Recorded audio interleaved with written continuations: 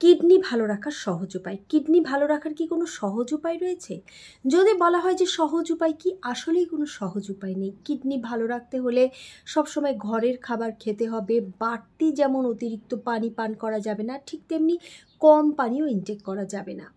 ঠিক তেমনি যারা কিডনি রোগে আক্রান্ত হয়েছেন ইতোমধ্যেই, তারা সাইট্রাস জাতীয় কোনো ফল শাকসবজি যেমন খাবেন না, তেমনি পালং শাক কখনো খাবেন না।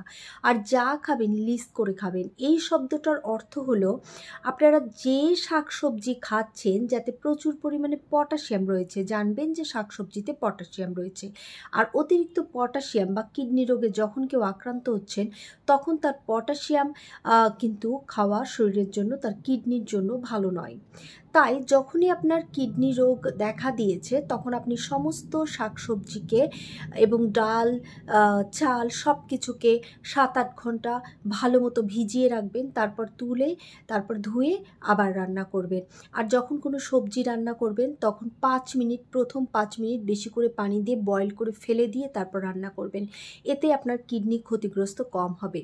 কিডনি রোগ যখন আপনার থাকবে, তখন আপনি ডায়াবেটিস এবং ব্লাড প্রেশারকে সর্বপ্রথম কন্ট্রোলে রাখার উপায় খুঁজুন।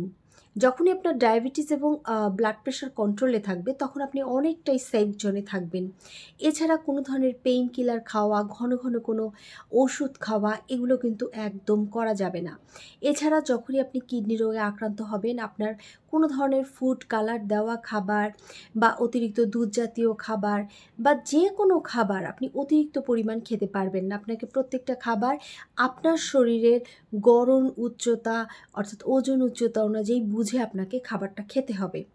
এছাড়া কিডনি রোগাক্রান্ত কোনো ব্যক্তি ধূমপান, মদ্যপান এই সকল ধরনের কাজ থেকে নিজেকে দূরে রাখবেন।